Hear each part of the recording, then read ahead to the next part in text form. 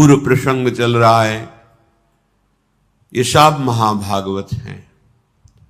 भगवान श्री कृष्ण द्वैपायन व्यास देव जी के द्वारा धृतराष्ट्र, पांडु और श्री विदुर जी जो साक्षात धर्मराज हैं, इनका प्रादुर्भाव हुआ। तीनों कुमारों के जन्म से संपूर्ण कुरुवंश, कुरुजांगल, कुरुक्षेत्र, इन तीनों में बड़ी उन्नति, बड़ी शांति, बड़ी प्रसन्नता हुई।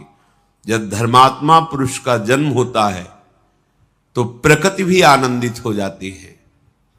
जब कोई यहां अधर्म करता है तो प्रकृति अपने को समेटने लगती है। जिस जलवायु से, अन्न से हमारा प्राण पोषण होता है, ये सब पृथ्वी गुप्त करने लगती है। रसीले फल, जो सुखदायी स्वास्थ्यवर्धक वृक्ष, जल, वायु, ये सब प्रकृति चुराने लगती है। देखो, बड़े बड़े आम के ऐसे वृक्ष थे जिनमें कई सौ लोग आराम से नीचे बैठ सकते हैं, ढेर सारे फल निकलते। ऐसे आम,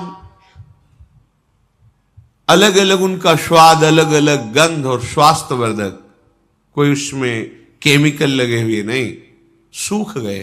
देखो, वो विशाल काय आम वृक्ष कहां दिखाई दे रहे हैं। पानी प्रतिदिन धरा में नीचे ही चला जा रहा है, वाटर लेवल नीचे ही जा रहा है, ऑक्सीजन दूषित होता जा रहा है, अन्न शक्तिहीन होता जा रहा है, बुद्धि भ्रष्ट होती जा रही, विचार मर्यादा रहित होते चले जा रहे। ये इसका कारण है धर्म का पालन न करना, सत्य मार्ग में न चलना, भागवत धर्मों का पालन न करना। तो यहां कोई सुखी नहीं रह सकता। अभी थोड़ा अवसर है। कुछ ऐसे महापुरुष हैं जिन्होंने जीवन को जगत मंगल के लिए समर्पित करके निरंतर भगवत भजन में लगे। उनका प्रभाव संपूर्ण प्रकृति के दोषों को नष्ट किए हुए है। जिस दिन इस धराधाम पर ऐसे भजनानंदी महापुरुष अंतर ध्यान हो जाएंगे, हाहाकार मच जाएगा। वर्षों वर्षा नहीं होगी। जिस समय वर्षा नहीं चाहिए उस समय असमय में वर्षा होगी, सब फसल नष्ट, बहुत दुख आएगा आगे। कलयुग है, इसलिए शांत भाव से धर्म को धारण करते हुए जितना जीवन बचा है, समय तो कट ही रहा है, चाहे पापाचरण में काट लो, चाहे धर्माचरण में काट लो, चाहे भगवत भजन करते हुए। श्वासें तो तुम्हारी कम ही हो रही, समय तो अपनी गति से जा रहा है, पर तुम कमा क्या रहे हो, कर क्या रहे हो, जाना कहां है, हो कहां, इन बातों का विचार करो। विचार करने की सामर्थ्य हमारी लुप्त होती चली जा रही। बस इतना ही विचार रह गया है, कैसे हम रसेंद्री को तृप्त करें, कैसे जनेंद्री को तृप्त करें। बस भोग संग्रह करना, भोगते हुए मर जाना, ये कोई लक्ष्य है? धर्म भगवान का साक्षात स्वरूप है। जब ये भगवान व्यास देव जी के द्वारा धृतराष्ट्र, पांडु और विदुर जी प्रकट हुए, प्रकृति आनंदित हुई, क्योंकि साक्षात धर्म प्रकट हुआ है। उस समय की प्रजा सत्य व्रत का पालन करने वाली, स्वभावतः याज्ञिक कर्मों में प्रवृत्ति, जैसे अभी स्वभावतः भोगों में प्रवृत्ति, उस समय भागवतिक कर्मों में प्रवृत्ति, धर्मानुकूल रह करके ही कोई क्रिया करना और एक दूसरे से ऐसा व्यवहार करना जिससे प्रसन्नता बढ़े, सुख बढ़े। महाभागवत भीष्म जी संपूर्ण राज्य में घोषणा कर दी, हमारे राज्य में कोई अधर्माचरण नहीं करेगा, सबको धर्म पूर्वक शास्त्र संयम के अनुसार वर्ताव करना होगा। और हर नगर में बड़े बड़े देव स्थान बनाए जाएं, हर नगर में यज्ञ कराई जाए, उनकी आज्ञा का पालन होता। धीरे धीरे तीनों कुमार बड़े हुए, उनका यज्ञोपवीत संस्कार हुआ।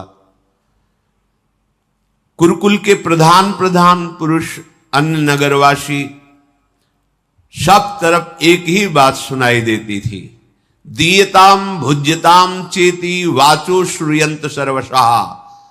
दो, दूसरों को खूब पवाओ, दूसरों को सुख पहुंचाओ।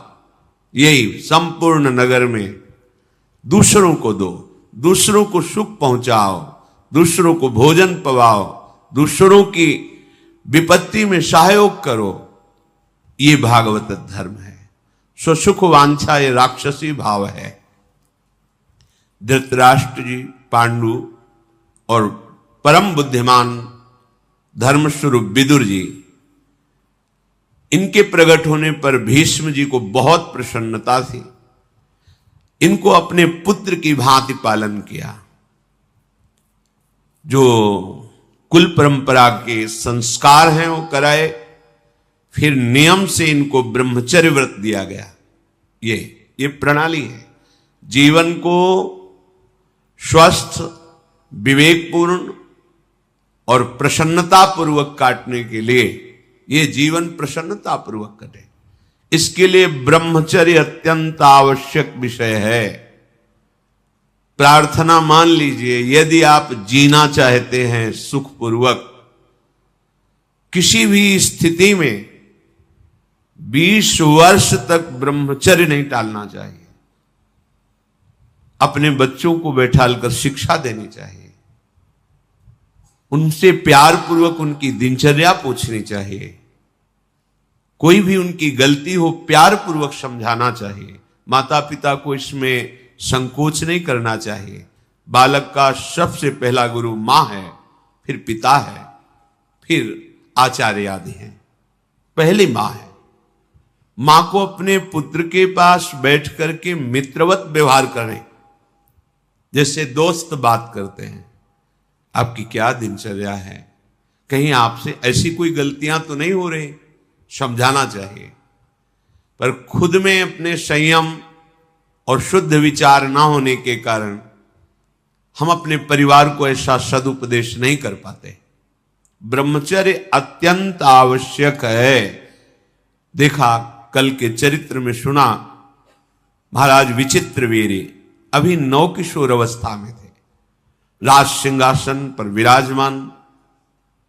2 नवकुमारियों से ब्याह हुआ। ब्रह्मचर्य पर ध्यान नहीं दिया तो राजक्षमा रोग हो गया और मृत्यु को प्राप्त हो गए। ब्रह्मचर्य क्षीण करना मानो मृत्यु को निमंत्रण देना है, इसे खिलवाड़ न समझा जाए। ब्रह्मचर्य व्रत का भीष्म जी ने उन्हें पालन करवाया। एक होता है आजीवन नैष्ठिक ब्रह्मचर्य, एक होता है समय के द्वारा ब्रह्मचर्य। जब तक पाणी ग्रहण संस्कार नहीं होता तब तक ब्रह्मचर्य। फिर उन्हें वेदों का स्वाध्याय कराया। एक एक में शिक्षा मिलती है। हर घर में शास्त्र का गायन होना चाहिए।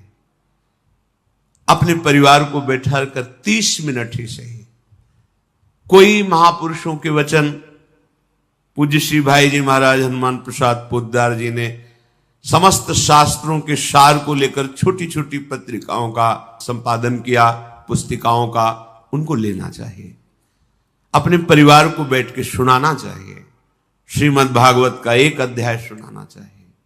ज्यादा समय न हो तो थोड़ा महापुरुषों के चरित्र, भक्तों के चरित्र ये सुनाना चाहिए, जिससे क्या करना चाहिए, क्या नहीं करना चाहिए, जीवन का उद्देश्य क्या है।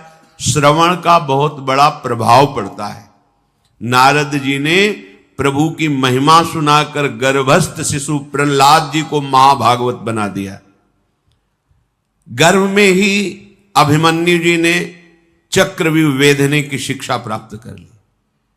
बड़ा प्रभाव है भगवत चर्चा का। अपने बाल्यावस्था में देखा, प्रायः दीपक जला करके कहीं रामायण हो रही, कहीं भागवत हो रही, घर घर में शाम के 2-4 जन बैठे हुए गा गा के रामायण अर्थ सहित या भागवत का गायन। प्रायः पहले ऐसा महामंगल 10-20 मिनट बैठ करके बूढ़े बच्चे सब नाम कीर्तन, श्री राम जय जय राम। गांव में देखा है, संत महात्मा पधारते, भगवान की तरह उनका स्वागत। स्वाध्याय में तत्परता पूर्वक, लगन पूर्वक भीष्म जी ने आदेश करके इन तीनों कुमारों को लगाया। फिर इनको शिक्षा दी, आसन, प्राणायाम, व्यायाम बिल्कुल आवश्यक है, सबको आवश्यक है। अगर आप व्यायाम नहीं करते तो आप ब्रह्मचर्य रह ही नहीं सकते, आपका शरीर स्वस्थ पुष्ट नहीं हो सकता। प्रत्येक शरीरधारी को प्रातःकालीन वेला में अपनी दिनचर्या जो है उसमें 30 मिनट निकालिए, आधा घंटे अपनी दिनचर्या करके फिर व्यायाम किया, कुछ आसनों का अभ्यास, बिल्कुल सरल पद्धति से 3 प्रकार का प्राणायाम पीछे सत्संग में बताया गया था। कुछ समय 10 मिनट ही सही, प्राणवायु का शोधन, इससे शरीर स्वस्थ, बुद्धि प्रवीण। हमारे बुजुर्ग जन जब बाल्यावस्था में थे तो सिखाते थे, दवा कोई वर्जिश से बेहतर नहीं, नुक्शा है कम खर्च, बाला नशेन, शक्ति बढ़े फुर्ती लहे, चोट न अधिक पिराए, अन्न पचे चंगा रहे, कसरत सदा सहाय।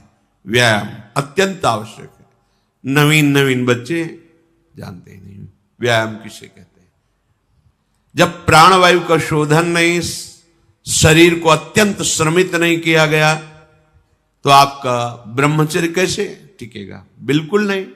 उसके लिए तो अति श्रम चाहिए, उसको पचाने के लिए अति श्रम, शारीरिक और प्राणों का भी। तो भीष्म जी ने उन्हें व्यायाम, प्राणायाम, आसनों का ज्ञान, जैसे आप कुछ मिनट सीधे आसन, हर नस नाड़ी में ऊर्जा शक्ति प्रवेश करती है। जब हम प्राणायाम, व्यायाम ये नहीं करते, आसन आदि, तो बहुत से अंग ऐसे हैं जिनको क्रियाशील होने में बड़ी कठिनता पड़ती है। प्राणवायु का शोधन, व्यायाम, इससे रक्त पवित्र होता है, हर अंग क्रियाशील हो जाता है। छोटी छोटी अवस्थाएं हैं, शुगर है, ब्लड प्रेशर है, ये सब आप अपनी दिनचर्या में ही नहीं तो कैसे?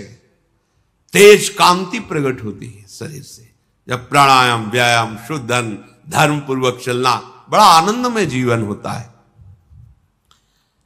जब ये तीनों कुमार युवावस्था को प्राप्त हुए, धनुर्वेद, अश्वसवारी, गदायुद्ध, ढाल तलवार की, गज शिक्षा, नीति शास्त्र, ये सब शिक्षा दी गई, क्योंकि चक्रवर्ती सम्राट के पुत्र हैं, पदाधिकारी हैं, तो इन सब में प्रवीण होना अनिवार्य है। भीष्म जी ने अपने बड़ों के प्रति कैसा शिष्टाचार करना चाहिए इसकी शिक्षा कराई। वेद वेदांगों के तत्वज्ञ महापुरुषों से बैठाल कर वेदांत शिक्षा कराई।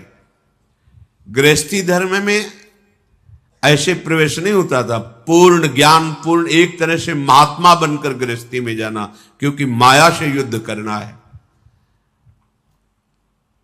अब हमारी पशुवत बुद्धि हो गई है, शास्त्र क्या कहता है पता ही नहीं, कैसी दिनचर्या होनी चाहिए पता ही नहीं, तो जो मन में आया वही आचरण। तो मन तो विषयगामी है, अधोगामी है, प्रकृति की तरफ आकर्षित होता रहता है, वो अपराध ही कराता रहता है।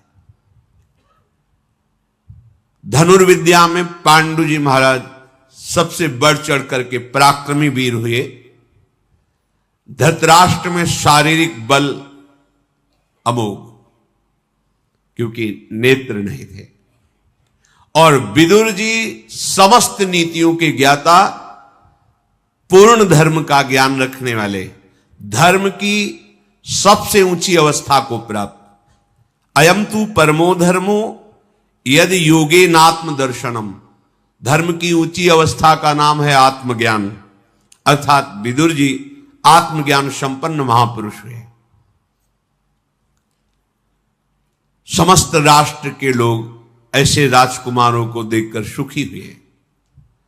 वीर पुत्रों को जन्म देने वाली काशीराज की दोनों पुत्रियां बहुत आनंदित हुई कि हमारे राजकुमार समस्त शास्त्र शस्त्र धर्म राजनीति इसके ज्ञान से पूर्ण हुए हैं।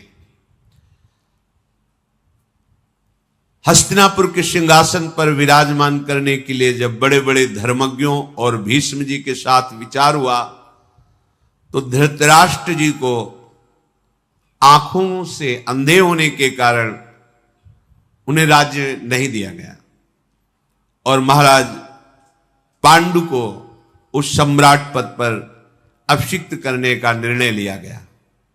गंगानंदन भीष्म जी बड़े ही तत्वज्ञानी महात्मा, महाभागवत और हर धर्म के ज्ञाता थे। विदुर जी को बुलाया और कहा, बेटा ये हमारा कुल सद्गुणों से संपन्न है और संपन्न बना रहे, इसलिए इसकी रक्षा करना धर्म से ही युक्त होकर के, और तुम्हें धर्म का पूरा ज्ञान है। भूतल पर तुम्हारे जैसा धर्म का ज्ञानी कोई नहीं है, क्योंकि साक्षात धर्मराज है। कैसी भी परिस्थिति हो तुम सदैव धर्म का ही उपदेश करना। भगवान श्री कृष्ण द्वैपायन व्यासदेव जी की हमारे कुल के ऊपर बड़ी कृपा है। अब हमारा ये कुल आगे बढ़े, अब तुम ऐसा उपाय करो। हमें गुप्तचरों द्वारा पता चला है कि यदुवंशी सूरसेन जी की कन्या, जिनका प्रथा नाम है, राजा कुंती भोज ने गोद में उन्हें ले आए हैं और वो हमारे कुल के अनुरूप हैं। और हमें गुप्तचरों ने बताया कि गांधार राज सुबल,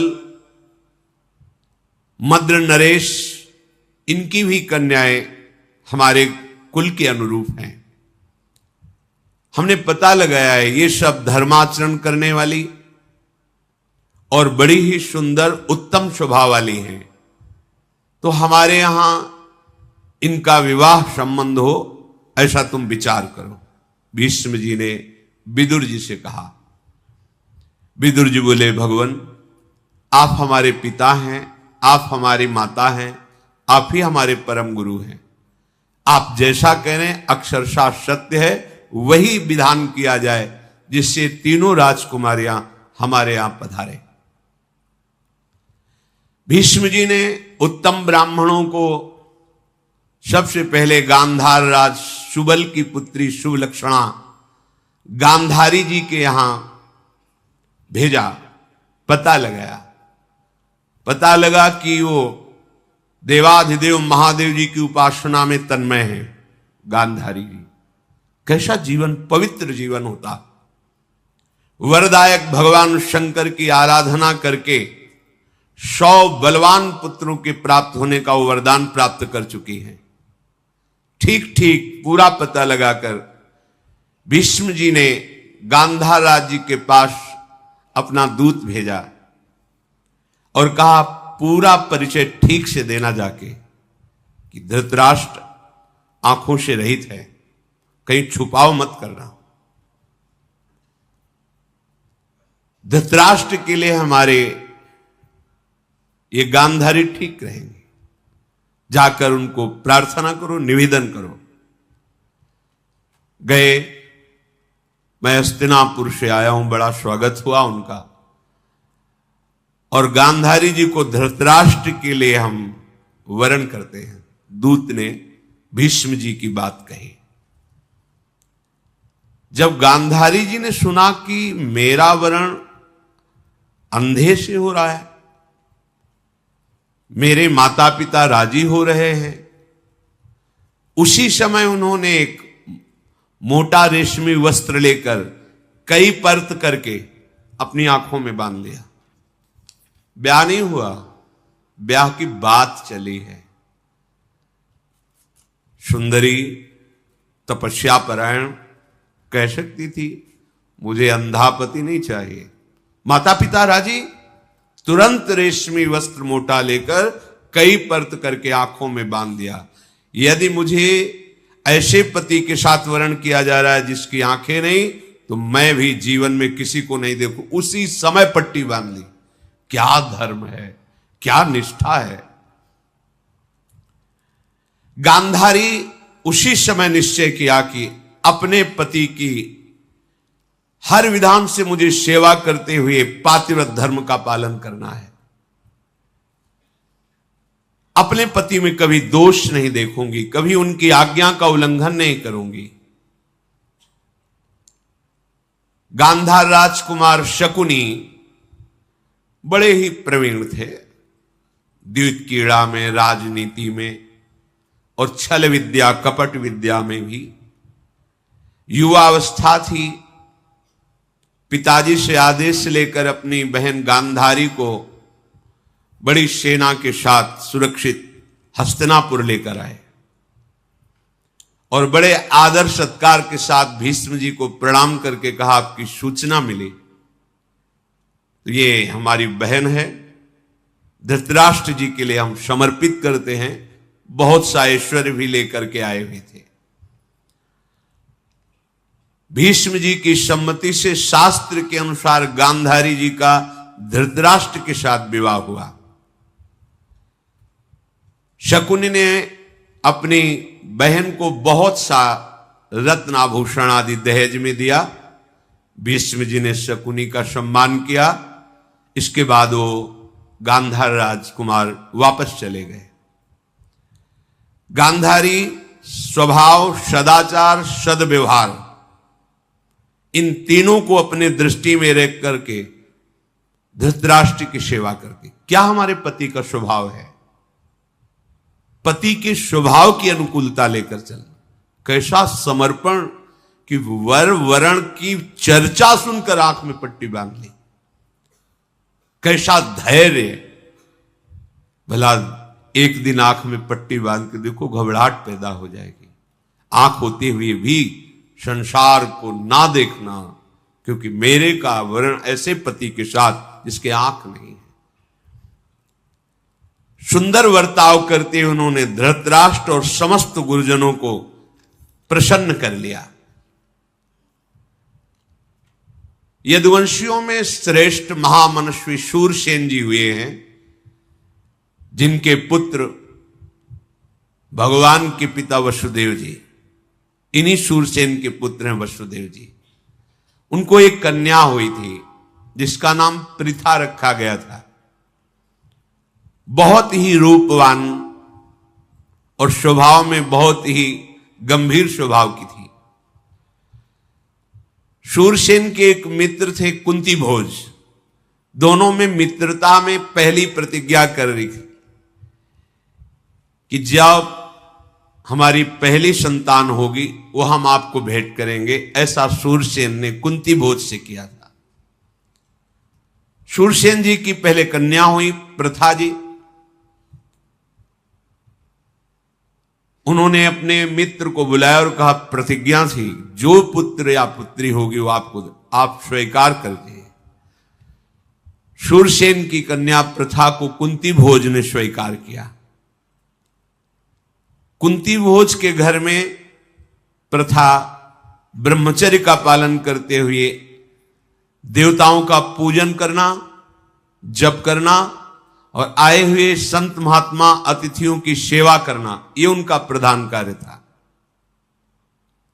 अभी कुछ अवस्था हुई ही थी कि बड़े ही कठोर व्रत का पालन करने वाले, धर्म में सदैव सावधान, तपस्या के महान धनी ब्रह्म ऋषि दुर्वासा जी पधारे कुंती भोज के यहां। वो अतिथि सेवा, संत सेवा में बड़ी प्रवीण थी प्रथा जी। प्रथा जी उनकी सेवा में लगी। यद्यपि वो बड़े ही क्रोधी और उग्र स्वभाव के थे, पर बहुत सहनशील, शांत रहकर सावधानी पूर्वक उनकी सेवा प्रथा जी ने की। राजकुमारी प्रथा की सेवा से यद्यपि अत्यंत उग्र स्वभाव और कठोर स्वभाव के दुर्वासा जी बहुत प्रसन्न हुए और कहा कि बेटा तुमने हमें रिझा लिया, मैं तुम्हें एक मंत्र प्रदान करता हूं, इसकी प्रयोग विधि ये है और ये वशीकरण मंत्र है। तुम जिसको चाहो, जिस देवता को, उसी क्षण बुला सकती हो। मंत्र का प्रयोग करते हुए देवता तुम्हारे सामने उपस्थित होगा और जो तुम चाहोगी वो तुम्हें वो प्रदान करेगा। ऐसा वरदान दुर्वासा जी ने दिया। ब्रह्मर्षि दुर्वासा के कहने पर कुंती के मन में बड़ा कौतूहल हुआ। मैं जिस देवता को चाहूं उसको बुला सकती हूं। यद्यपि अभी कुमार अवस्था में ही थी। दुर्वासा जी के चले जाने पर एक दिन महल में सूर्य की किरणें अभी उदय ही हुए थे, आ रही थी। दृष्टि गई सूर्य पर, तो उन्होंने सोचा मंत्र का प्रयोग करके देखें। जो ऋषि ने कहा है कि बुलाते ही तुरंत, तो क्या सूर्य भगवान हमारे पास आ जाएंगे? उसी पद्धति से तत्काल मंत्र का उच्चारण किया। जो ही उच्चारण किया तो उत्पत्ति पालन करने वाले तेजस्वी भगवान सूर्य कहां से आए, कैसे आए पता नहीं, सामने खड़े। आश्चर्यचकित हो गई, भयभीत हो गई प्रथा जी। भगवान सूर्य आकर बोले, बुलाया, मैं उपस्थित हुआ। बोलिए किस कार्य के लिए बुलाया, कौन सा तुम्हारा प्रिय कार्य करूं? दुर्वासा जी के द्वारा दिए हुए मंत्र से प्रेरित होकर मुझे यहां आना पड़ा। कुंती जी ने हाथ जोड़कर कहा प्रणाम करके कि भगवान, बस ऋषि ने मंत्र दिया था, मैं उसका प्रयोग करके देखना चाहती थी कि क्या ऐसा होता है। आ गए, आपसे हमें कुछ नहीं चाहिए, आप पधारिए, भय मत करो, हमारा आना व्यर्थ नहीं जाएगा। मेरा दर्शन अमोघ है। मेरा आवाहन व्यर्थ हुआ तो निसंदेह तुम्हें बड़ा पाप लगेगा। किसी भी बड़े देवता को प्रयोग के लिए नहीं बुलाया जाता कि हम मंत्र प्रयोग किए आ गए, हां ठीक है जाओ, ऐसा नहीं। लक्ष्य होना चाहिए। ये मेरा दर्शन व्यर्थ नहीं जाना चाहिए। भगवान सूर्य ने जब ऐसा कहा तो उनका, भगवान मुझे कोई आवश्यकता नहीं। तो उनका कि मैं तुम्हें एक पुत्र प्रदान करता हूं। तो अभी हमारी कुमार अवस्था है और यह बहुत निंदनीय होता है कि कुमार अवस्था में संतान होना। हे परम तेजस्वी सूर्यदेव, मुझे बहुत संकट में आपने डाल दिया। उन्होंने कहा, राजकुमारी, तुम्हारे कन्या धर्म का नाश नहीं होगा, पर तुम्हें पुत्र होगा। कोई दोष नहीं लगेगा और तुम्हें गर्भ धारण नहीं करना पड़ेगा। भगवान सूर्य की कृपा से उसी समय महावीर एक पुत्र प्रकट हुआ। वो जन्म से ही दिव्य कवच और कुंडल धारण किए हुए, भगवान सूर्य के समान, जैसे सूर्य का प्रतिबिंब, ऐसे तेजस्वी बालक। जन्म के साथ कवच कुंडल धारण किए हुए उस बालक को भगवान सूर्य ने कहा इसका नाम कर्ण होगा और सब लोकों में महान दानी और बड़ा वीर ये पुत्र होगा। परम तेजस्वी भगवान सूर्य ऐसा कहकर अंतर्धान हो गए। इतना सुंदर पुत्र देख करके आसक्त हो गई। अब प्रथा जी ने, जिनका नाम कुंती हुई, कुंती जी ने हृदय में बड़ा दुख किया कि किसी से कह नहीं सकती कि मेरा पुत्र है, अब क्या करूं। बहुत विचार करके यही निर्णय निकला कि इस पुत्र को अपने पास तो हम रख ही नहीं सकती।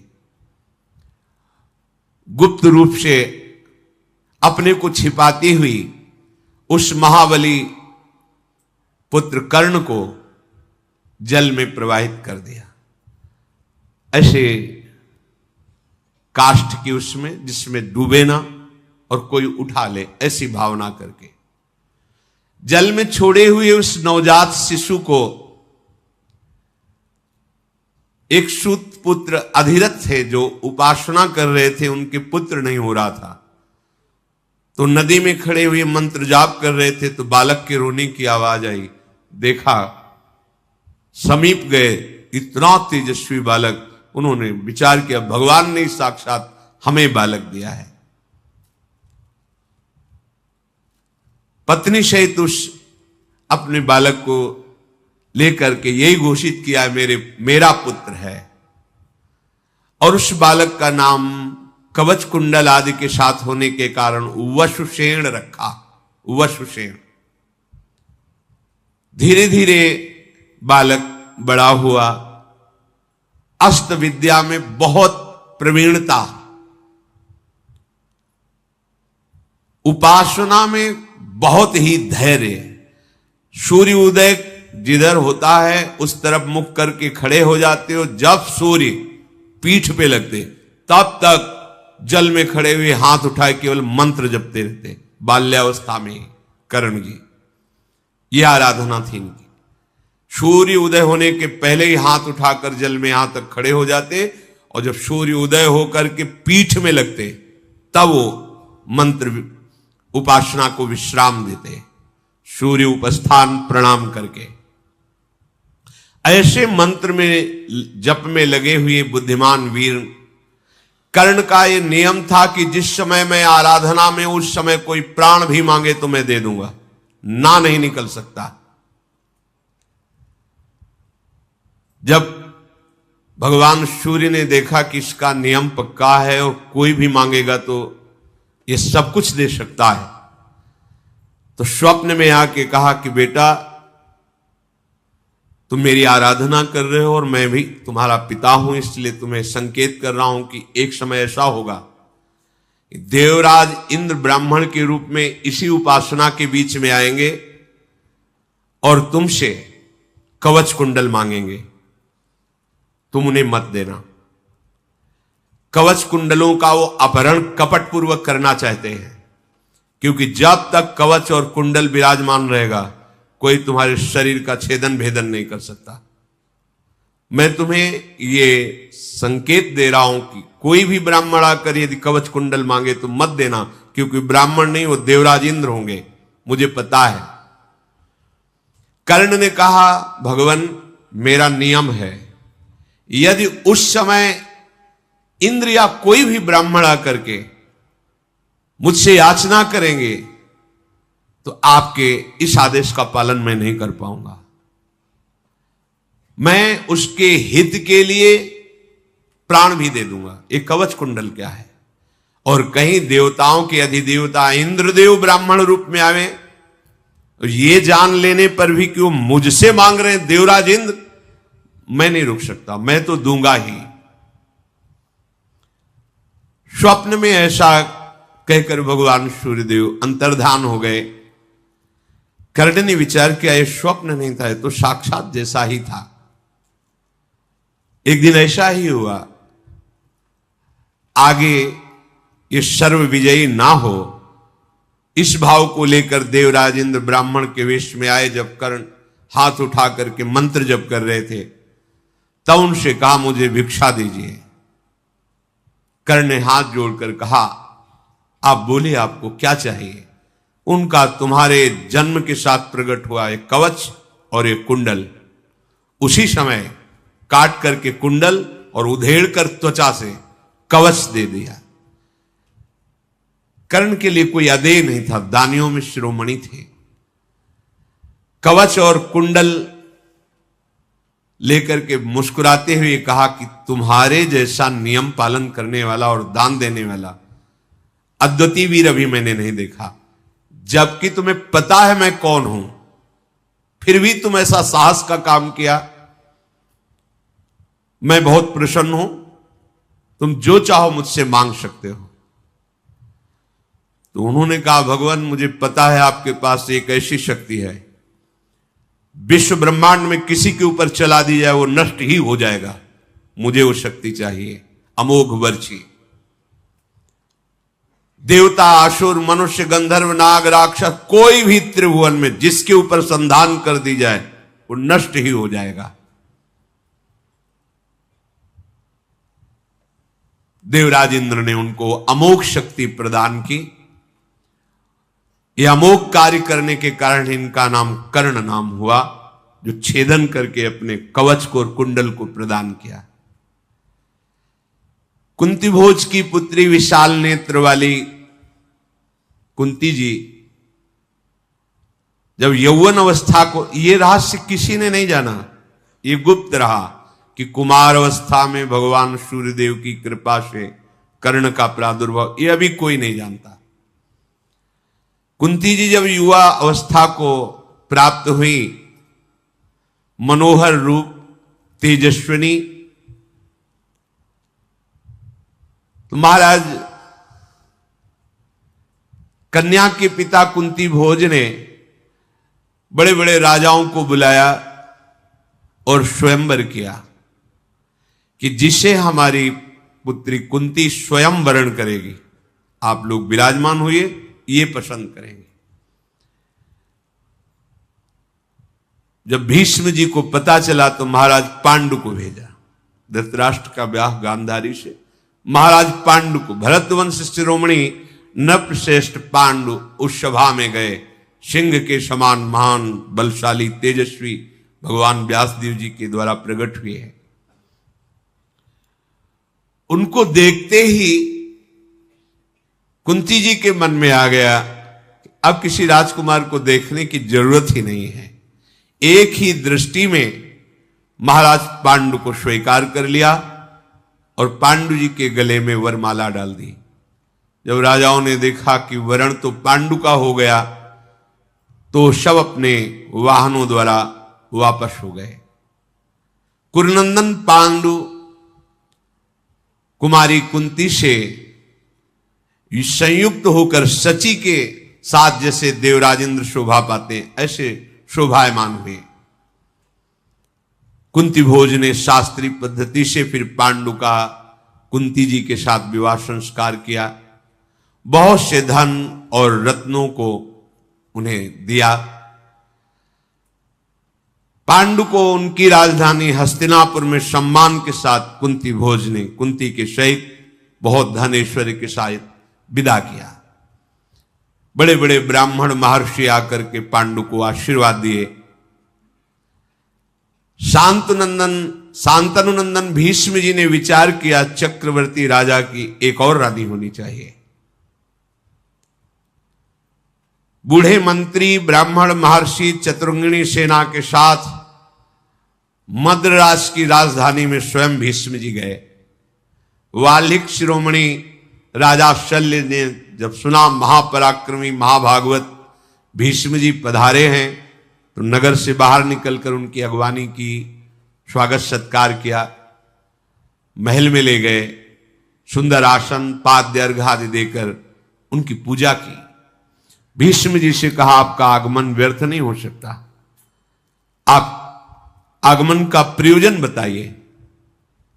भीष्म जी ने कहा मद्राज, मैंने सुना है तुम्हारी एक बहुत ही सुंदर सुशील कन्या है, मैं उसके लिए आया हूं। उस यशस्वनी को जिसका नाम माद्री है, अपने पांडु के लिए मैं उसे वरण करता हूं।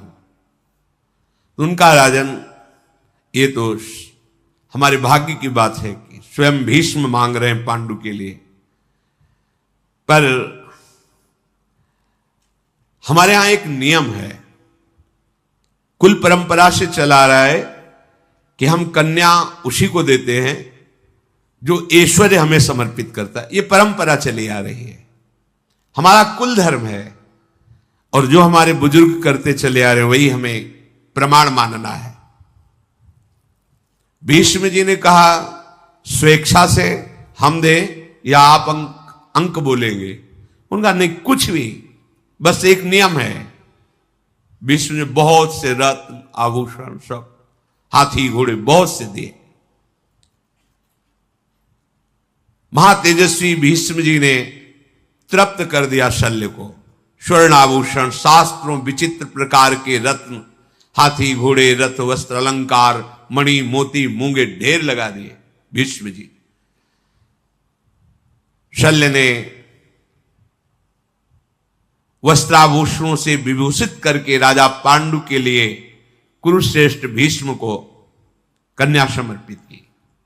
गंगानंदन भीष्म माद्री जी को लेकर हस्तिनापुर आए और ब्राह्मणों द्वारा राजा पांडु की दूसरी ब्याह पद्धति माद्री के साथ पूर्ण किया।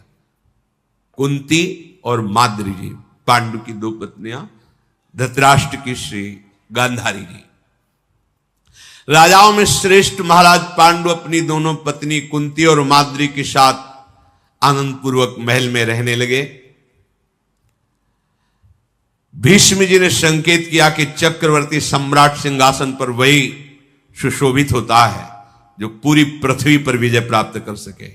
महलों में ही रहने का अवसर नहीं, ब्याह हो गया है, निकलो और पूरे विश्व को परास्त करके फिर सिंहासन पर बैठो। आज्ञा के अनुसार समूची पृथ्वी पर विजय प्राप्त करने के लिए राजधानी से बाहर निकले महाराज पांडु। भीष्म जी के चरणों में मस्तक रखकर झुकाया। ब्राह्मणों ने मंगलाचरण किया। पांडु देव कुमारों के समान महान तेजस्वी बलशाली थे। अपने सैनिकों के साथ शत्रुओं, जो राजशत्रु थे, उन पर धावा बोला। पराक्रमी पांडु सबसे पहले विंध्य पर्वत के पूर्व दक्षिण की ओर, जिसे भिलसा कहते हैं, उस राजधानी में आक्रमण किया। फिर मगध देश में, उस समय दीर्घ नाम का राजा मगध राज पर राज्य करता था, उसे मार गिराया। फिर मिथिला देश, फिर काशीपुरी, सुई, पुंड्र, बड़े बड़े विश्व में, पूरे विश्व में जो भी राजा उनके आगे सर नहीं झुकाता उसे बंदी बना लेते, उसे दंड देते। परास्त करके राजा पांडु प्रज्वलित अग्नि के समान सुशोभित हुए।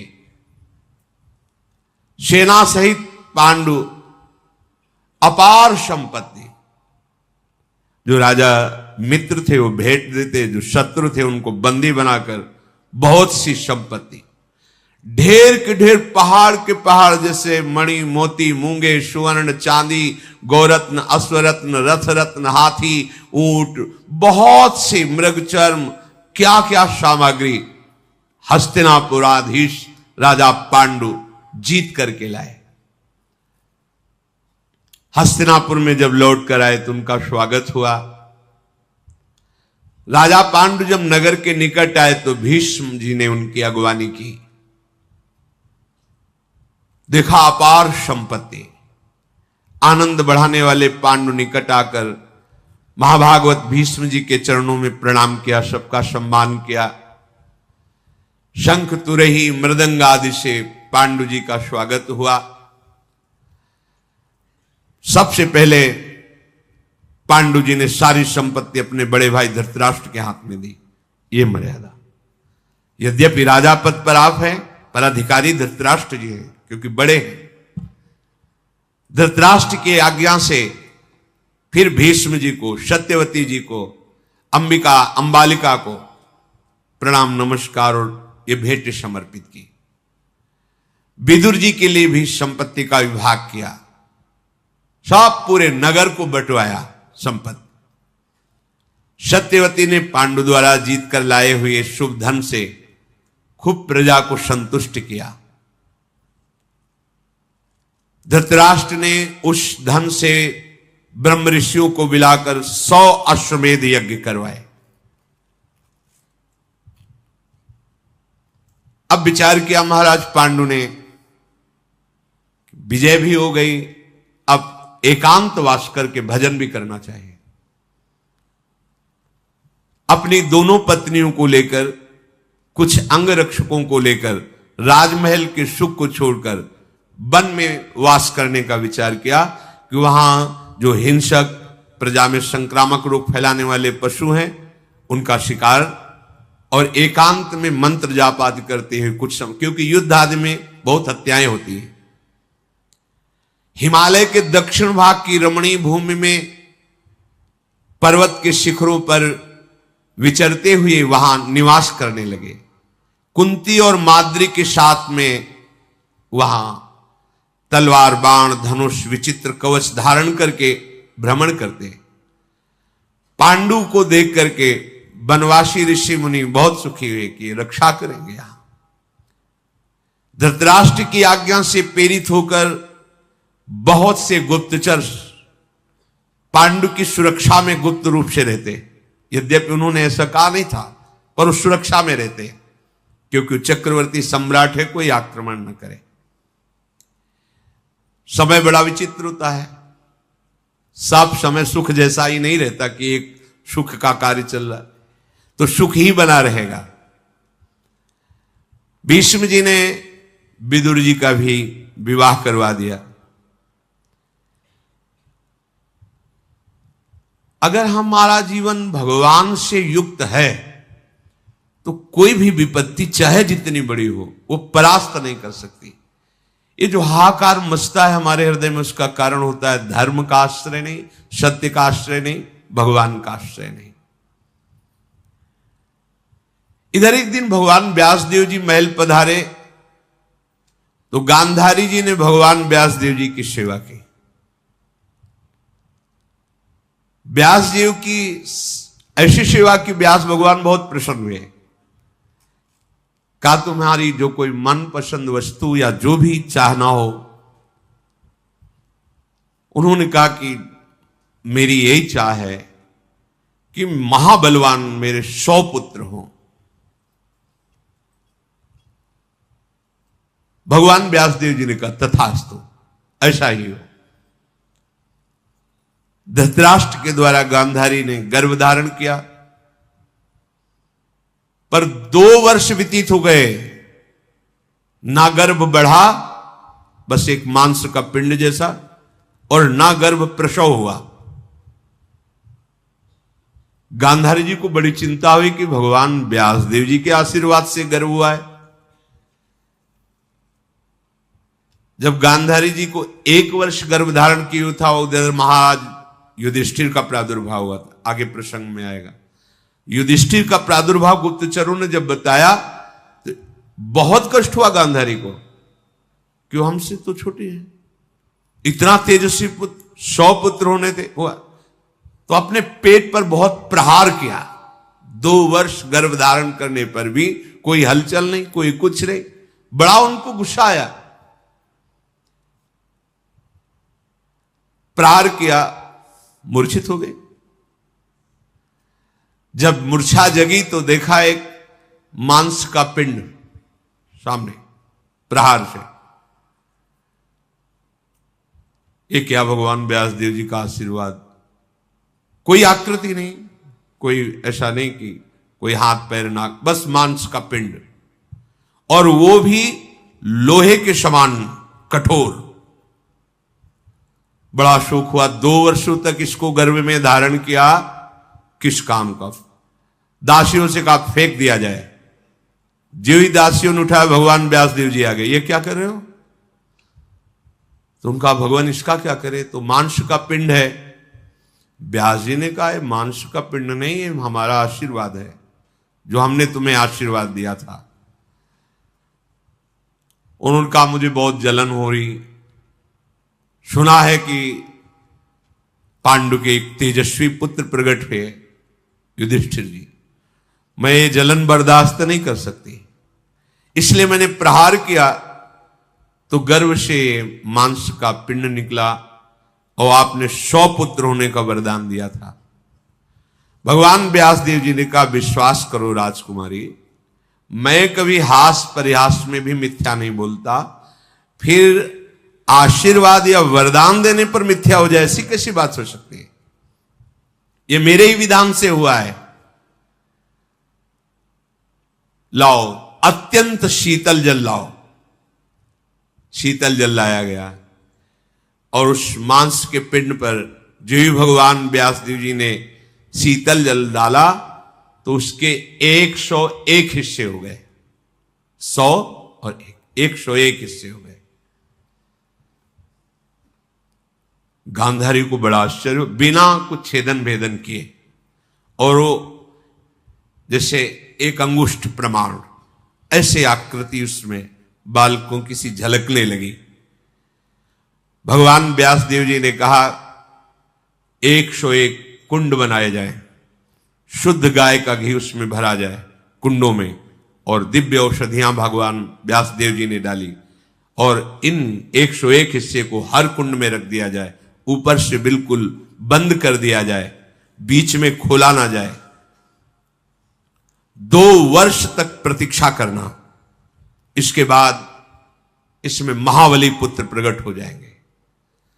2 वर्ष बीतने का जो क्रम बताया था, उसी क्रम से पहला जेव ही कुंड का ढक्कन खुला गया तो दुर्योधन का प्रादुर्भाव हुआ। बड़ा दुर्धर्ष वीर, धृतराष्ट्र का यह पुत्र जन्म लेते ही ऐसी विचित्र भयावनी आवाज से रोया कि जितने गीद, गीदड़, गधे, कौवे सब चिल्लाने लगे। हाहाकार मच गया हस्तिनापुर में। समस्त गुरुजनों को बुलाया गया, श्रेष्ठ श्रेष्ठ। धृतराष्ट्र जी ने कहा कि ये तो बड़ा भयावह विषय है कि पुत्र होके ऐसा रोया जिससे कौवा, गीद, गधा, ये सब अनिष्ट करने वाले जीव गूंज पड़े। जैसे कोई मंगल जन्म होता है तो दुंदुभियां बजती हैं, देवता पुष्प वर्षा कर, इसमें गधा रोए, गीद गौए, क्योंकि ये भगवत विरोधी का अवतार है। ये मेरा ज्येष्ठ पुत्र है, क्या ये राजा बनने लायक है? विदुर जी, भीष्म जी, बड़े बड़े महात्मा, उनके बीच में धृतराष्ट्र जी ने कहा। बड़े बड़े ब्रह्म ऋषियों ने विचार किया, फिर परम धर्मात्मा विदुर जी बोले, नरश्रेष्ठ, आपके पुत्र के जन्म होने में जो अपशकुन हुए हैं, इनका विचार कर मैं कहता हूं यही पुत्र तुम्हारे वंश का समूचे विनाश करवा देगा। मेरी सलाह है इसको तुरंत मार दिया जाए या इसको तुरंत फेंकवा दिया जाए, बिल्कुल ना रखा जाए। इसकी रक्षा की गई तो कोई रक्षा लायक नहीं रहेगा आपके कुल में, इसको हटा दिया जाए। 99 पुत्र आपके रहेंगे, बड़ा पुत्र आप इसको नष्ट करवा दीजिए। यदि शांति चाहते हो तो एक पुत्र का त्याग कर दो। हम नीति को जानते हैं, अगर एक पुत्र के द्वारा पूरे कुल का नाश हो रहा हो तो उस पुत्र को त्याग देना चाहिए। नीति कहती है समूचे कुल का नाश ठीक नहीं है। अगर एक गांव में एक कुल ऐसा हो जो पूरे गांव को नष्ट कर रहा हो तो उसको गांव से निकाल देना चाहिए। अगर देश का पूरा नाश कर रहा हो एक गांव तो उसको नष्ट कर देना चाहिए, ऐसी राजनीति कहती है। धृतराष्ट्र ने कहा यह सलाह हमारे को अच्छी नहीं लगी, पहला ही पुत्र तुम कह रहे हो त्याग दो। नहीं नहीं, मैं अपने इस बड़े पुत्र का त्याग कदापि नहीं कर सकता। धीरे धीरे कुंड खोले गए, दुशासन आदि 100 कुंडों में 100 पुत्र, और जो आखिरी कुंड उसमें एक कन्या दुश्शला नाम की प्रकट हुई। तो 101 भाग में 100 पुत्र और एक कन्या प्रकट हुई। महाराज धृतराष्ट्र बहुत प्रसन्न हुए कि अब हमारे 100 पुत्र एक कन्या। जिस समय ये धृतराष्ट्र जी से गांधारी गर्भवती थी, उस समय उनकी सेवा में एक वैश्य कुल की दासी रहती थी। तो उससे युयुत्स नाम का महाबली पुत्र धृतराष्ट्र जी से प्रकट हुआ। ये अलग है, 100 से अलग है। ये महात्मा पांडु जी माद्री और कुंती के साथ वन में रहते थे। एक दिन की बात, ये विचर रहे थे तो ऐसा कभी तेजस्वी मृग ही नहीं देखा था जैसा देखा, और वो मैथुन धर्म से युक्त था। पता नहीं इनके मन में क्या आया। वैसे सिद्धांत है, कोई भी जीव मैथुन कर रहा हो तो एक बार के बाद दोबारा दृष्टि नहीं जानी चाहिए, फिर उनको विक्षेप पहुंचाना तो बिल्कुल ठीक नहीं। कोई भी जीव जंतु से उनको बिल्कुल ठीक नहीं, पर प्रभु की लीला ही होगी। इतने धर्मज्ञ राजा को उस समय बात समझ में नहीं आई, और राजा का अधिकार होता है, जैसे प्रजा ऐसे वन सब उसके अंदर होता है। राजा पांडु ने इतना तेजस्वी मृग और मृगी को देखकर विचार किया कि बहुत अच्छी मृगशाला बनेगी। 5 सुंदर बाणों से उस समय, जिस समय मैथुन धर्म से युक्त, एक साथ बींध दिया। जे ही बींधा तो ही आवाज आई, ये कौन सा मेरा अपराध था? राजा, तूने विचार नहीं किया? उनके होश उड़ गए कि मनुष्य आवाज कैसी। समीप गए तो दोनों मृग शरीर, मृग और मृगी, एक साथ 5 बाणों से बिंधे हुए तड़प रहे थे। ऐसी अवस्था में देख करके महाराज को हुआ कि आवाज किधर से आई थी ये। उनका, राजन, तुम बुद्धि शून्य हो, इस समय तुमसे पाप बन गया। क्रूरतापूर्ण कर्म आपको सुशोभित नहीं देता। आपका बुरा प्रारब्ध लागू हो गया है, क्योंकि आप बुद्धिहीनता का महान पाप कर्म कर बैठे। क्या तुम धर्म में मन लगाने वाले राजर्षियों के अनुसार चल रहे हो? ये जो आचरण किया, मैं काम के वशीभूत था और तुमने उस समय मेरा प्राण हरण करने के लिए बाणों से भेदन किया। पांडु बोले, शत्रुओं का वध करना और मृगया करना ये राजाओं का धर्म बताया गया है, तुम कैसे कह सकते हो कि मैंने अधर्म किया? मृगों का वध करना ये राजाओं के स्वभाव में होता है। मैंने मोहवश या पापवश या निंदनीय कोई आचरण नहीं किया आज तक। प्रकट या अप्रकट रूप में तुम कोई भी हो, मृग रूप में थे हो, मृगया करना हमारा धर्म है, इसलिए तुम्हारा निंदा करना उचित नहीं है मेरी।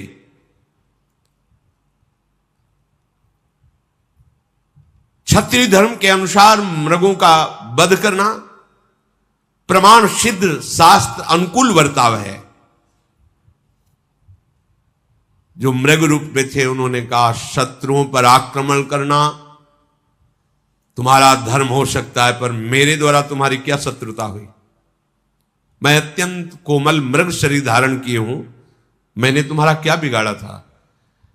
और यदि तुम ऐसा करते हो, कहते हो कि मृगया करना तुम्हारा धर्म है, तो कुछ क्षण रुक जाते और मैथुन धर्म से मैं निवृत्त हो जाता। उस समय तुम बाण संधान करते तो धर्मयुक्त था। ये कौन सा धर्म है?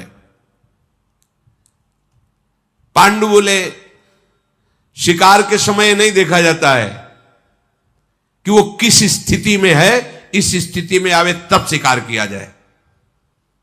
सावधान है कि असावधान है, कोई युद्ध नहीं है। युद्ध में कहा जाता सावधान, लेकिन मृगया शिकार में नहीं कहा जाता। तुम व्यर्थ में मेरी निंदा मत करो। मृग से आवाज आई, मैं अपने मारे जाने के कारण तुम्हारी निंदा नहीं कर रहा हूं।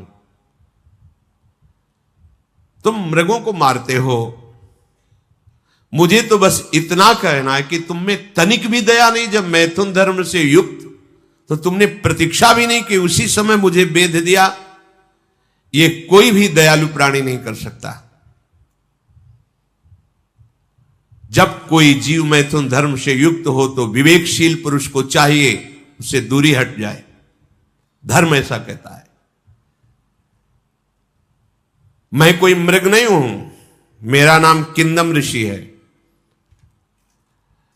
और मैं इसी वन में अपनी पत्नी के साथ कठोर तपस्या से युक्त हूं। संतान की लालसा से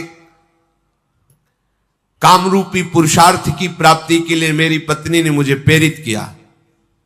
तो दिन में मैथुन करना पाप है, शास्त्र विरुद्ध है। गृहस्थ धर्म से युक्त होने पर भी दिन में मैथुन नहीं करना चाहिए। पर मेरी पत्नी की विशेष प्रेरणा के कारण फिर हम दोनों ने अपने तपोबल से मृग रूप धारण किया कि पशु के लिए कोई धर्म नहीं होता, पशु के लिए धर्म है, ऋषि के लिए धर्म, मनुष्य के लिए धर्म है, इसलिए मैंने पशु रूप धारण किया। मैं फल मूल का आहार करके निरंतर मंत्र में स्थिति प्राप्त किया हुआ मुनि हूं, शाम दम्स का पालन करने वाला हूं। केवल पत्नी की प्रेरणा से संतान उत्पत्ति के लिए मैंने ये पशु रूप धारण करके चेष्टा की और तुमने हत्या कर दी हमारी। इसलिए मैं शाप देता हूं। द्योर्न संस्कर्तार मवशम काम मोहितम जीवितांत करो भाव एवमेवागमिष्यति। जाओ, आज के बाद ये तुम कभी मैथुन धर्म करोगे उसी समय तुम्हारी मृत्यु हो जाएगी। तपस्या से संलग्न रहने वाले ऋषियों के वचन कभी मिथ्या नहीं होते। तुम ऐसे कामासक्त होगे कि मेरी बात भूल जाओगे और उसी क्षण तुम्हारी मृत्यु हो जाएगी। मृग रूपधारी मुनि दुख से पीड़ित होकर अपने प्राण छोड़ दिए। अब तो महाराज पांडु के हृदय में भारी जलन पैदा हुई। पांडु महाराज बहुत दुखित हुए। उनका ये क्या हो गया? मैंने तो मृग समझा था, ये तो ऋषि और पुत्र उत्पत्ति के संकल्प से युक्त, और इतना भयंकर शाप। अभी तो एक भी संतान नहीं हुई। अंतःकरण में इतनी ग्लानि प्रकट हुई उनके हृदय में। उनका मैं अब राजमार्ग पे नहीं चलूंगा, अब मोक्ष मार्ग पे चलूंगा। हर एक भोग का त्याग कर कठोर तपस्या के द्वारा अब उस मार्ग पे चलूंगा जिससे मोक्ष प्राप्त होता है। मैं अपने शरीर को निसंदेह कठोर तपस्या में संलग्न करके सुखा दूंगा। कभी भी स्त्री का स्पर्श नहीं करूंगा। वृक्ष से भिक्षा मांगकर जीऊंगा। मौन होकर संन्यास धर्म का या वानप्रस्थाश्रम का पालन करूंगा। धिक्कार है हमारे जीवन पर, मैंने क्या कर दिया। मैं ऐसा धर्म ग्रहण करूंगा जिसमें प्रिय और अप्रिय दोनों समान होते हैं। यही है विरक्त का धर्म। उसका ना कोई प्रिय होता ना कोई अप्रिय होता है।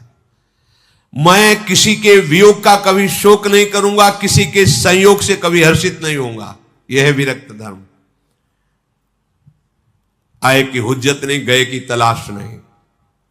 कोई हमारी निंदा करे स्तुति करे, दोनों में समान रहूंगा। ना किसी से आशीर्वाद लूंगा ना किसी को आशीर्वाद दूंगा। ना किसी से नमस्कार की इच्छा रखूंगा। सुख और दुख में समान भाव रहूंगा। कभी आज से किसी की हंसी नहीं उड़ाऊंगा, किसी को कठोर वचन नहीं बोलूंगा, किसी से क्रोध नहीं करूंगा और कभी किसी को दंड नहीं दूंगा। यह है वैराग्य मार्ग। मैं हर स्थिति में अपने हृदय को प्रसन्न रखूंगा। आज से मैं चराचर प्राणी को अभय प्रदान करता हूं। किसी को दंड नहीं, किसी को दुख नहीं, किसी को मारूंगा नहीं। यदि भिक्षा मिली तो ठीक, नहीं मिली तो कई कई दिन तक भूखा रहूंगा। कभी मैं भरपेट भोजन नहीं करूंगा और किसी दूसरे का आश्रय नहीं लूंगा, राजा या गृहस्थ आदि का। लोभवश किसी से मिलूंगा नहीं। अपनी जीविका का कोई साधन नहीं करूंगा। अगर एक आदमी हमारी बाह काटेगा और दूसरी बाह में चंदन लगाएगा तो मेरी तरफ से दोनों के लिए बराबर भाव रहेगा। जीने और मरने दोनों इच्छाओं का मैं त्याग करता हूं। बड़ा कठोर हृदय में नियम लेकर महाराज पांडु बहुत दुखित हो गए। कुंती और माद्री जी ने जब देखा, महाराज पांडु ने कहा, देवियों तुम हस्तिनापुर लौट जाओ।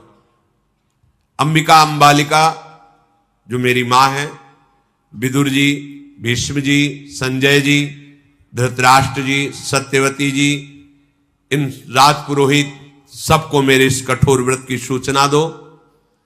मैं हस्तिनापुर पद का त्याग करता हूं और वनवासी स्वरूप होकर अपने जीवन को मोक्ष मार्ग में लगाता हूं। मैंने वनवास का दृढ़ निश्चय कर लिया है। कुंती माद्री ने कहा, सन्यास शब्द केवल मत बोलिए,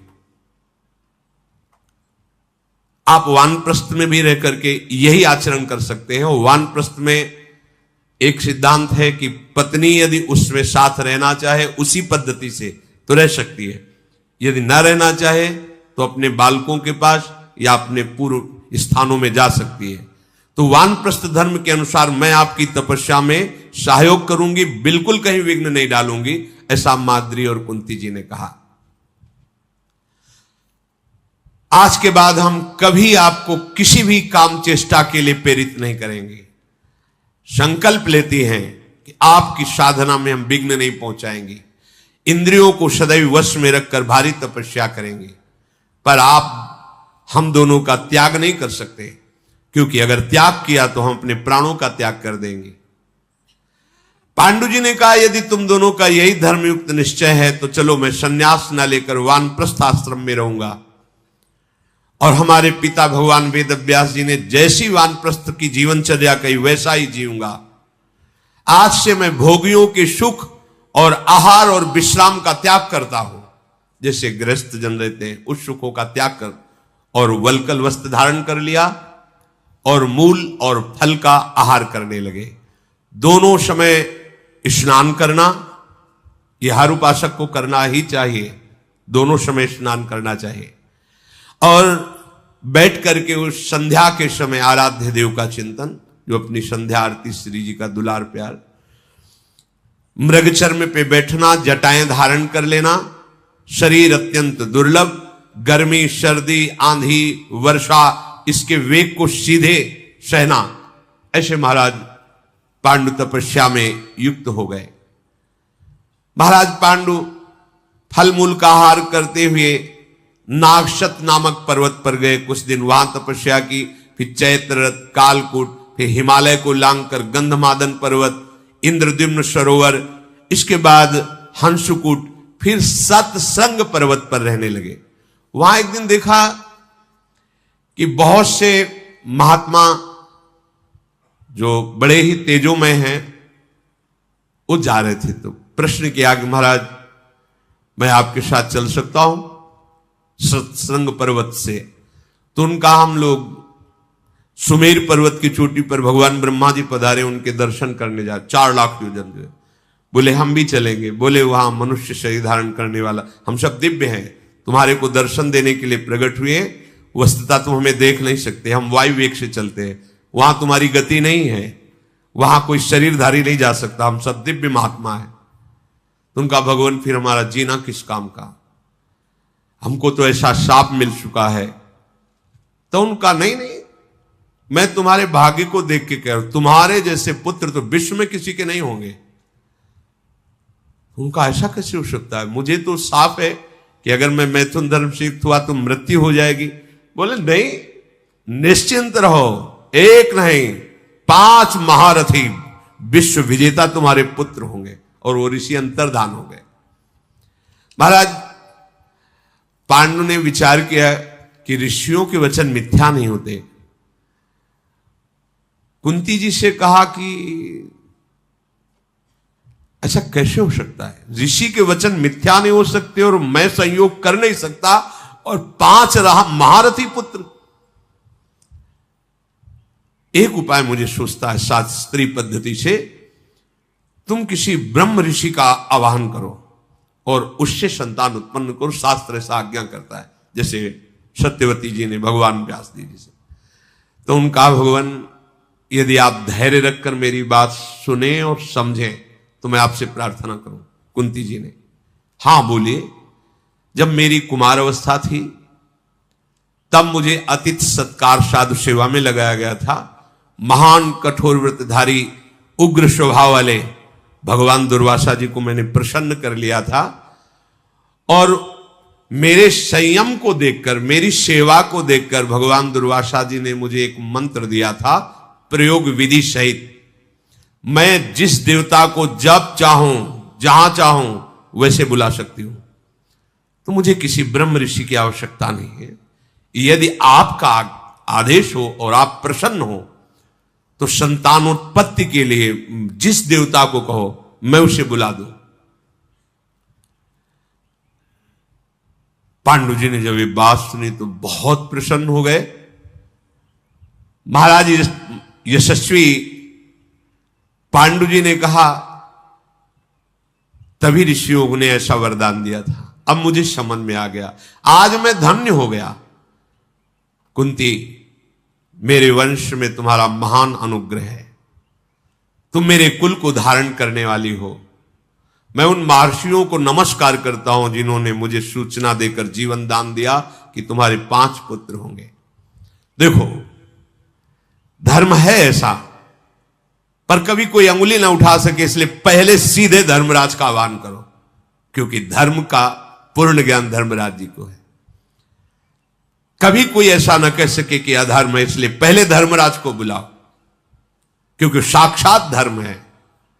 धर्म से प्रथम पुत्र उत्पन्न होने वाला धर्मात्मा कहा जाएगा। धर्म के द्वारा जो पुत्र होगा वो धर्म की स्थापना करेगा। इसलिए आप धर्म देवता का आवाहन कीजिए। अपने पति पांडु के ऐसा आदेश पर तथास्तु कहकर प्राणों का संयम करके, अपने पति की परिक्रमा करके, पति को प्रणाम करके, उनसे आज्ञा लेकर, गांधारी जी को अभी 1 वर्ष जब गर्भधारण किए हुए था तब ये प्रकट हुए पहले युधिष्ठिर जी, पर गर्भधारण दुर्योधन जी पहले गर्भ में आए, क्योंकि 2 वर्ष बाद कुंती जी ने धर्म देवता का जे ही आवाहन किया, तत्काल उसी क्षण भगवान धर्म उपस्थित हुए। मानो कई सूर्य एक साथ प्रकट हो गए हों। कुंती देवी ध्यानस्थ थी धर्म देवता के विषय में। वो हंसकर बोले, कुंती, क्या तुम्हें चाहिए? क्यों मेरा आह्वान किया? तब कुंती जी ने आंख खोल के देखा, प्रणाम किया और कहा, भगवान, मुझे पुत्र की प्राप्ति चाहिए। योग मूर्ति भगवान धर्म ने कुंती जी को एक पुत्र प्रदान किया। जब चंद्रमा ज्येष्ठा नक्षत्र पर थे, सूर्य तुला राशि में थे, शुक्ल पक्ष की पूर्ण पंचमी तिथि थी, अभिजीत नामक 8वां मुहूर्त, उस समय उत्तम पुत्र का प्रादुर्भाव हुआ। जन्म लेते ही आकाशवाणी हुई, ये महान श्रेष्ठ साक्षात धर्म है, धर्मात्माओं में अग्रगण्य है, और ये पराक्रमी, उदार, दूसरे का हित करने वाला, अजात शत्रु, सत्यवादी महात्मा, ये धर्मराज युधिष्ठिर के नाम से प्रसिद्ध होगा। महाराज युधिष्ठिर का प्रादुर्भाव धर्म देवता से हुआ। धर्मात्मा पुत्र को पाकर पांडु को बड़ा उत्साह और लोभ प्रकट हुआ। अब तुम ऐसे देवता का वर्णन करो जो सबसे बलवान हो।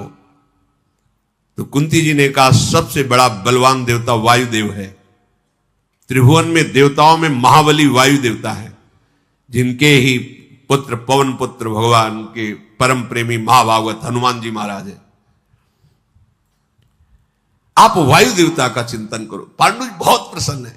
पहले धर्म का अब महाबली प्रकट होना चाहिए। कुंती जी ने पवित्र होकर प्राण संयम करके प्रयोग विधि के द्वारा मंत्र का जे ही जप किया, तो समस्त प्राणियों में प्राण बल संचालन करने वाले भगवान वायुदेव उपस्थित हो गए। मृग पर आरूढ़ और गर्जना करते हुए भयंकर आवाज में बोले, कुंती, क्या अभिलाषा है तुम्हारी? मैं क्या तुम्हें वर प्रदान करूं? कुंती जी ने प्रणाम करते हुए मुस्कुराते हुए कहा, भगवान, मुझे एक ऐसा महाबली विशालकाय पुत्र चाहिए जो विश्व में बड़े बड़े बलियों के घमंडों को चूर कर दे, बिना अस्त्र के, घूंसे के प्रहार से। ऐसा बलवान चाहिए। वायुदेव ने भयंकर पराक्रम प्रकट करने महाबाहु भीम को जन्म दिया। महाबली पुत्र जब वायु देवता से प्रकट हुआ तो आकाशवाणी हुई, कुंती, इसके समान बलवान विश्व में कोई नहीं, महाबलशाली है। बहुत प्रसन्न हुई कुंती। वायु देवता अंतर ध्यान हुए। अभी 10 दिन के ही थे भीम कि वो गोद में लेकर के सरोवर में स्नान करने के लिए जा रही थी। तो जे भी कुटिया से बाहर निकली तो पर्वत के समीप से निकलना था। वहां कंदरा में एक सिंह बैठा था, उसने दहाड़ मारी कुंती को देखकर। महाराज पांडु सावधान रहते थे, तुरंत धनुष में प्रत्यंता चढ़ाई और सिंह का वध किया। पर दहाड़ सुनकर एकदम कांप गई कुंती, तो हाथ से भीम गिर गए तो वो पहाड़ की चट्टान चूर चूर हो गई। भीम के गिरने मात्र से 10 दिन के हैं, भारी पहाड़ की चट्टान ऐसे चूर चूर हो गई। गिरते समय अपने अंगों से पर्वत शिला को धूल कर दिया। महाराज पांडु और कुंती देखकर बड़े आश्चर्य। अब कोई प्रहार नहीं, केवल गिरा 10 दिन का बालक, एक पहाड़ चूर चूर हो गया। चंद्रमा मघा नक्षत्र पर, बृहस्पति सिंह लगन पर, सूर्यदेव दोपहर के समय त्रयोदशी तिथि को मैत्र मुहूर्त में अविचल बल वाले भीमसेन का जन्म हुआ। जी, इधर भीमसेन का जन्म हुआ था, उधर दुर्योधन का जन्म हुआ था। भीमसेन के जन्म लेने के बाद पांडु को और उत्साह हुआ, जैसे लाभ पे लोभ और बढ़ता है। उन्होंने कहा कि अब एक ऐसा पुत्र होना चाहिए जो सबसे बड़ा धनुर्धर हो, दिव्यास्त्रों का ज्ञाता हो और शास्त्रों का पंडित हो। कुंती जी देख रही कि महाराज का लोभ बढ़ता ही जा रहा है। उनका ऐसे तो देवराज इंद्र है, समस्त दिव्यास्त्रों के ज्ञाता, शास्त्रों के ज्ञाता। वो देवराज इंद्र को बुलाओ। तो उनका देवताओं के राजा है, कुछ समय हमें चाहिए। एकांत में होकर के कुंती जी ने तपस्या और मंत्र अनुष्ठान से देवराज को संतुष्ट किया। फिर आवाहन किया। महाराज पांडु के कहने पर देवराज इंद्र का जो ही आवाहन हुआ तो देवराज इंद्र पधारे और कहा, तुम्हें ऐसा पुत्र प्रदान करता हूं जो धनुर्विद्या का ज्ञाता और समस्त शास्त्रों का ज्ञाता होगा। फाल्गुन मास दिन के समय पूर्वा फाल्गुनी उत्तरा फाल्गुनी नक्षत्र के संधि काल में फाल्गुन मास फाल्गुनी नक्षत्र में जन्म लेने के कारण उस बालक का नाम फाल्गुन हुआ, जिसे अर्जुन नाम से पुकारा गया। देवराज इंद्र के द्वारा अर्जुन का प्रादुर्भाव हुआ। जब अर्जुन प्रकट हुए तो आकाशवाणी हुई, कुंती देवी, ये समस्त प्राणियों का हित करने वाला, इतना बलवान तेजस्वी, भगवान शंकर के समान इसकी भुजाओं में बल, देवराज इंद्र के समान ये धनुर्विद्या का ज्ञाता और वामन भगवान के समान देवताओं को सुख प्रदान करने वाला, इसका नाम अर्जुन होगा। ये सदैव तुम्हारी प्रसन्नता को बढ़ाएगा। माद्री जी ने देखा कि कुंती जी के तो 3 तेजस्वी पुत्र हो गए। पांडु जी के समीप आई और कहा, भगवान मैं तो कह नहीं सकती कुंती जी से। क्यों? क्योंकि देखो हर तरह से मैं उनसे सुंदर हूं और सौभाग्यशाली हूं, पर मुझे महारानी पद नहीं मिला। महारानी पद कुंती को मिला क्योंकि पहले उनका वर्ण किया। मैं किस बात में कमी हूं, ये बात सहती रही। अब दूसरी बात, उनके पुत्र हो गए और मेरे, महारानी भी वही, पुत्र भी उनके। महाराज आपको शाप है, पर आप प्रार्थना तो कर सकते हैं कुंती देवी से कि वो मंत्र मुझे बता दे जिससे मैं भी पुत्र प्रकट कर सकूं। और मैं कह नहीं सकती, आपसे कह रहे हूं, उनसे तो कहूंगी भी नहीं। अब महायशस्वी राजा पांडु कुंती के समीप कहकर कहा कि एक बात मेरे मन में है, माद्री को दुख ना हो तो एक पुत्र प्रकट करने के लिए एक बार मंत्र का प्रयोग विधि एक बार के लिए आप आदेश कर दीजिए। उनका महाराज आपकी आज्ञा शिरोधार्य है। पांडु ने जब इंद्र प्रकट होकर के अर्जुन को तो और बोलने वाले तो उनका महाराज अब शब्द नहीं, आगे नहीं, बस धर्म यहीं तक आदेश करता है। महाराज पांडु की प्रेरणा से माद्री से कहा तुम्हें एक बार मंत्र का प्रयोग करने को किसी एक देवता को बुला लो, इसके बाद वो प्रयोग विधि याद रहने पर भी सफल नहीं होगी, मैं केवल एक बार के लिए आदेश करती हूं।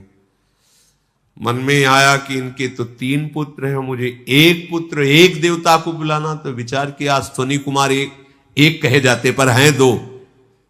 उन्होंने अश्विनी कुमार का आह्वान किया, वो 2 पुत्र हुए जिनका नाम नकुल और सहदेव। ये 5 महाभागवत श्री कृष्ण अनुरागी हैं। इनके पावन चरित्र का आगे श्रवण कर। श्री राधा वल्लभ लाल।